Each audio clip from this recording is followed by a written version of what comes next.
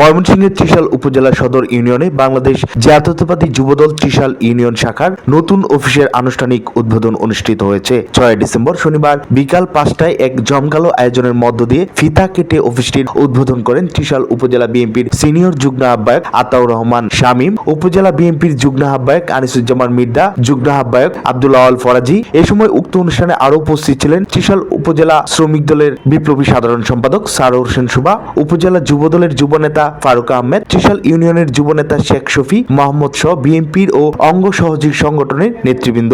উদ্বোধনী অনুষ্ঠানে বক্তারা বলেন, আসন্ন জাতীয় সংসদ নির্বাচনে ত্রিশাল আসনে ধানের শীষের মনোনীত প্রার্থী ডাক্তার মাহবুবুর রহমান লিটনকে বিপুল ভোটে বিজয়ী করে সংসদে পাঠাতে হবে। তারা স্থানীয় নেতাকর্মীদের ঐক্যবদ্ধভাবে কাজ করার আহ্বান জানান।